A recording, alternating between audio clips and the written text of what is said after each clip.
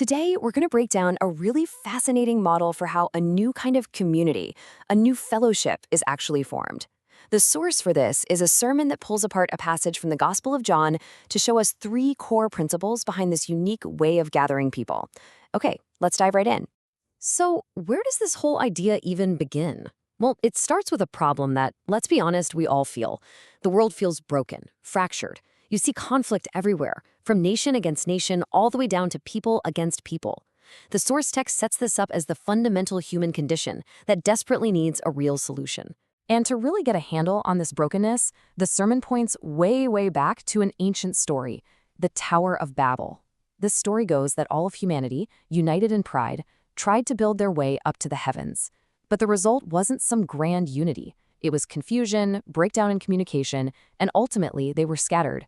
This story becomes the symbolic starting point for all human division. Okay, so if Babel is the great story of scattering, the source proposes that Jesus comes along and starts a completely counterintuitive story.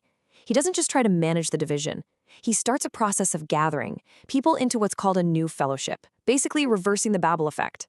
So the big question is, how does he do it? Well, it unfolds in three distinct stages. And the very first one is all about where you direct your attention. It's the principle of focus. The story kicks off with John the Baptist. He sees Jesus, and he says this to his own followers. Now, his goal is pretty clear. He wants them to follow Jesus. But he doesn't say, go follow him. He says, behold the Lamb of God. It's a title that points to sacrifice, to deliverance. He's simply redirecting their attention away from himself and onto someone else. And you might think, look, go, what's the big deal? But this distinction is absolutely crucial.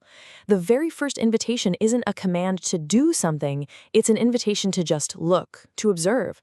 It's not go, it's behold. And the source argues this is completely intentional because it's drawing on a much older pattern you can find in the Hebrew scriptures. And what is that pattern? It's the story of the bronze serpent. The ancient Israelites were in the desert, dying from snake bites, and the solution God gave them wasn't some complicated ritual. It was simple. Moses was to make a bronze serpent, lift it up on a pole, and anyone who just looked at it would live. This look and live idea, where salvation comes from a simple act of focused trust, becomes the foundation. The new fellowship starts with just that, a change of focus. So after the disciples look, what happens next? Well, pretty naturally, they begin to follow. And that leads us directly into the second big principle, the journey itself. But here's the thing. The moment they start following him, Jesus just stops, turns around, and hits them with this question. The source text suggests this is really a gut check. He's testing their motives. Are you seeking me for who I am? Or are you just looking for a show, a miracle, some kind of easy fix? Now, the disciples, they're thinking practically. They ask, hey, where are you staying? They want an address, a destination. But instead of giving them a location, Jesus gives them an invitation. Come and you will see. He doesn't point to a goal. He invites them into the process, into the journey itself. And right here, you see this tiny but incredibly profound shift in language. In the old stories, the call to someone like Abraham was, go. Go to a land I will show you. It kind of implies a journey you take on your own. But Jesus' call is come, which implies something totally new, companionship. It's a journey you take with him. And this is where it all clicks into place. The main point here is that this new community, this fellowship, it doesn't actually form when you arrive somewhere. It's formed the second you start the journey with the person who called you. The fellowship is in the following, not just waiting for the arrival.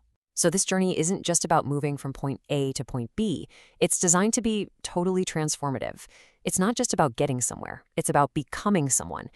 And that brings us to the third characteristic of this fellowship, the promise of flourishing. And the best example of this, it's what happens when Simon gets introduced to Jesus. Before Simon has done a single thing, good or bad, Jesus looks at him and gives him a brand new name, Peter, which means the rock. Now you have to understand, back then, your name was basically your history. It was tied to who you were, where you came from. But Jesus flips that completely on its head.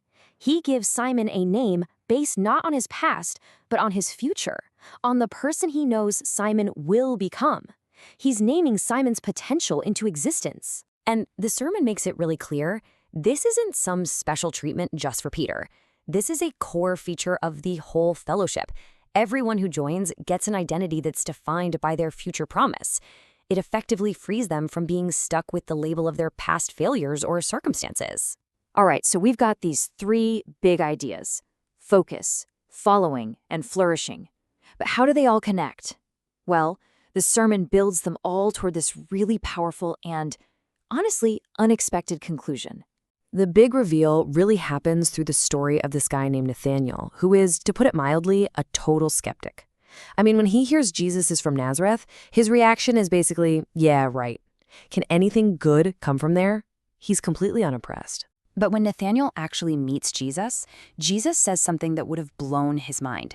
He tells him he's going to see greater things, specifically heaven open and the angels of God ascending and descending.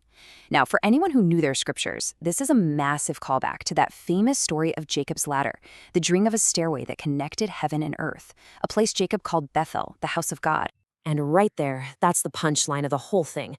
Jesus tells Nathanael he'll see the angels ascending and descending on the Son of Man, on himself. The message is crystal clear.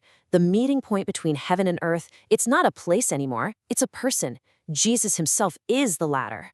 And that one idea just ties everything together perfectly. Remember how the disciples asked, "Where are you staying?" They were looking for a physical spot on a map. But the big reveal, the ultimate destination, was never a location at all. It was the person they were already walking with the whole time. So let's just quickly recap this whole model. This new fellowship, it all begins with a dedicated focus on a person. Then it continues with a journey of following in faith, even when you don't know the final destination. And all along that journey, it promises that you will flourish into a new identity, one that's based on your future. And that really leaves us with this one big question to chew on. If the destination isn't a place, but a person, if the whole point is just to be with the one you started the journey with in the first place, what does that change about, well, everything? How does that change the journey for you?